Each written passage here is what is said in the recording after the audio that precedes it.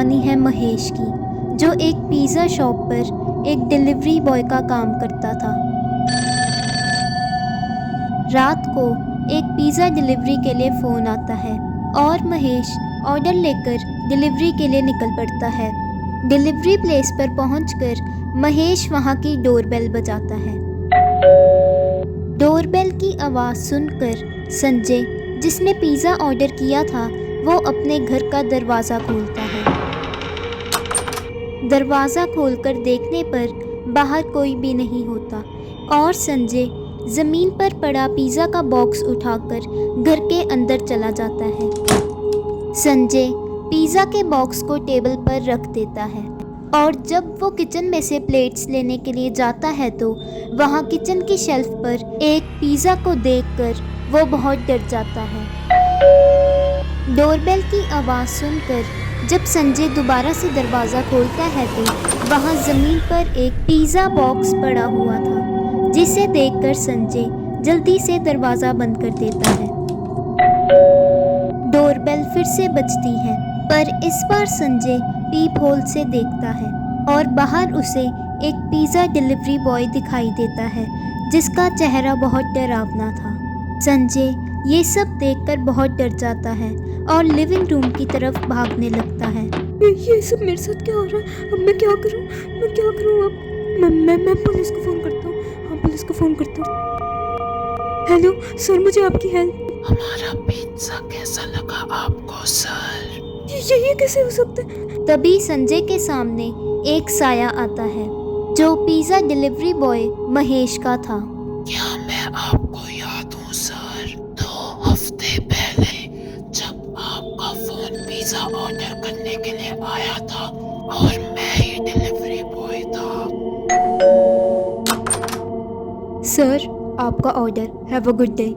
पर जब मैं डिलीवरी के बाद वापस पहुंचा तो महेश, तुम्हें काम से निकाल दिया गया है। तुमने अब तक संजय सर की डिलीवरी नहीं की। तुम्हें पता है वो हमारे यहाँ के रेगुलर कस्टमर है। पर सर, वो गेट आउट।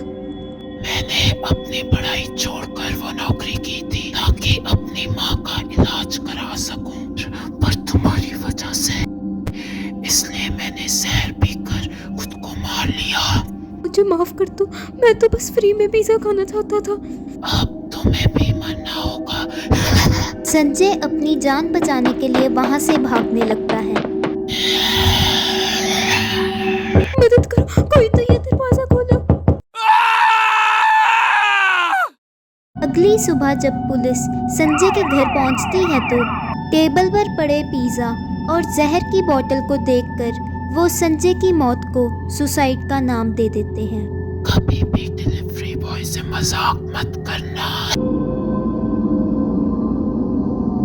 ये कहानी है मेघा की, जो एक नए घर में शिफ्ट होती है। जब वो उस घर की सफाई कर रही थी भी उसे बेसमेंट में जाने वाली पौड़ियाँ दिखाई देती हैं, पर ओनर ने उस दरवाजे को खोलने से मना किया था, इसलिए वो दरवाज़ा नहीं खोलती।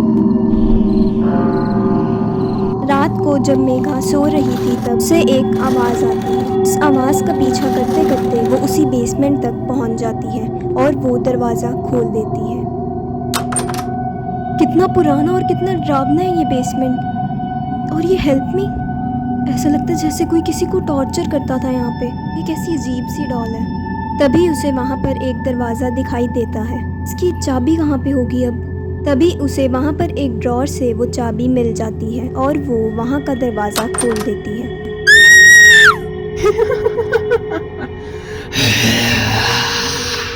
और वो वहाँ से भाग के ऊपर आ जाती है, पर ये उसकी सबसे बड़ी गलती थी कि उसने वो दरवाज़ा बंद नहीं किया। अगली सुबह वो ओनर को अपने घर बुलाती है और उससे पूछती है कि आप मेरे से पहले इसी घर में रहते थे ना? है क्या उस कमरे में? मैंने आपसे मना किया था ना, आपको वो दरवाज़ा नहीं खोलना चाहिए था।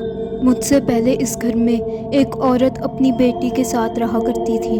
वो औरत काला जादू करती थी और अपनी बेटी को उसी बेसमेंट में टॉर्चर किया करती थी।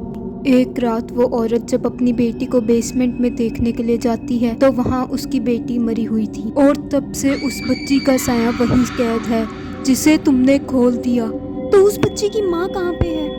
वो अब मेंटल हॉस्पिटल में है। इसके अलावा मैं कुछ नहीं जानता। मेघा उस लड़की की माँ से मिलने के लिए पागल खाने में जाती है और उसकी माँ एक ही बात बड़बड़ा रही थी, तुम वो घर छोड़ दो, तुम वो घर छोड़ दो, तुम वो घर छोड़ दो। अगली सुबह जब मेघा उसकी माँ से मिलने के लिए वापस जाती है तो उसे पता लगता है कि उसकी बहुत बेरहमी से मौत हो गई है। इसके बाद मेघा बहुत ज़्यादा डर जाती है और प्रीस्ट्स की मदद लेने का सोचती है। इस घर में बहुत बुरी शक्ति है माय चाइल्ड। यह बुरी आत्मा बहुत ही ज़्यादा शक्तिशाली है, इसे हम लोग नहीं रोक सकते। इसलिए मेघा, तुम्हें भी इस घर को छोड़ देना चाहिए, इससे पहले कि वो तुम्हें भी मार दे। फादर ये सब क्या हो रहा है? डियर, तुम भी इस घर को जल्दी से खाली कर दो, अब मैं जा रहा हूँ। और तभी बेसमेंट से आवाज आती है तुझे क्या लगा तू ऐसे ही चला जाएगा? और वो लड़की फादर को अपने साथ ले जाती है। मेघा उस हादसे से इतना ज़्यादा डर जाती है कि वो उस घर को छोड़ देती है और एक अपार्टमेंट ले लेती है। जब वो अपार्टमेंट में सो रही थी तब तुम्हें क्या लगा तुम बच गए?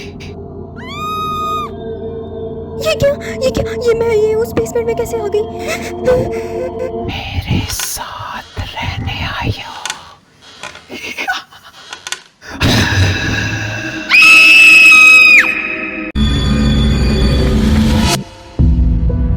ये कहानी है निखिल और टीना की, जो पास ही के एक हिल स्टेशन पर कैंपिंग करने के लिए जा रहे थे। जब गाड़ी सुनसान रास्ते से जा रही थी तभी टीना को रोड की साइड पर एक औरत नाचती हुई दिखाई देती है, जो बिल्कुल सर्बियन लेडी जैसे ही नाच रही थी। जब निखिल टीना की बात सुनकर गाड़ी रोकता है तो वहाँ कुछ भी नहीं था। वो दोनों उस बात को टीना का वहम समझकर भूल जाते हैं और अपना सफ़र जारी रखते हैं। हिल स्टेशन तक पहुँचते पहुँचते उन्हें बहुत रात हो जाती है। वो दोनों पास ही के एक जंगल में अपना टेंट लगा लेते हैं। जब वो दोनों वहाँ आग लगाकर बातें कर रहे थे तभी टीना का फ़ोन बजता है। हेलो। सिग्नल ना आने की वजह से टीना जंगल में थोड़ा आगे जाने का सोचती है और जैसे ही टीना को सिग्नल मिल जाता है तभी उसकी नज़र सामने जाती है, जहां दूर ही उसे एक औरत नाचती हुई दिखाई देती है। पास जाकर देखने पर वो औरत बिल्कुल सर्बियन लेडी जैसे ही नाच रही थी, जिसे देखकर टीना बहुत डर जाती है। वो औरत अचानक से नाचना बंद कर देती है और अपना डरावना मुंह ऊपर कर टीना को देखकर चिल्लाती है। ये सब देखकर टीना वहाँ से भागने लगती है। जब वो कैंपिंग साइट तक पहुँचती है तो निखिल वहाँ से गायब था, पर उसका चश्मा ज़मीन पर गिरा हुआ था। टीना ये सब देखकर बहुत घबरा जाती है और तभी उसके पीछे से एक हाथ आता है। क्या यार टीना, तुम तो इतने में ही डर गई। जब वो दोनों जंगल में उस औरत को देखने के लिए जाते हैं तो वहाँ कुछ भी नहीं था, इसीलिए वो दोनों टेंट में सो जाते हैं। पर रात को टीना की नींद कुछ आवाज़ें सुनकर खुलती है। जब टीना टेंट के बाहर जाकर देखती है तो वहाँ वही औरत नाच रही थी और वो बहुत तेज़ी से टीना की तरफ भागने लगती है। टीना अपने इस भयानक सपने से उठती है, पर निखिल को टेंट से गायब देखकर वो वापस से जंगल में उसे ढूंढने के लिए चल पड़ती है, जहां उसे एक आदमी नाचता हुआ दिखाई देता है जो निखिल ही था और वो टीना को बहुत डरावनी हंसी के साथ देख रहा था। टीना इससे पहले कुछ और सोच पाती उसे अपने पीछे से एक आवाज़ सुनाई देती है। क्या तुम्हें डांस करना पसंद नहीं?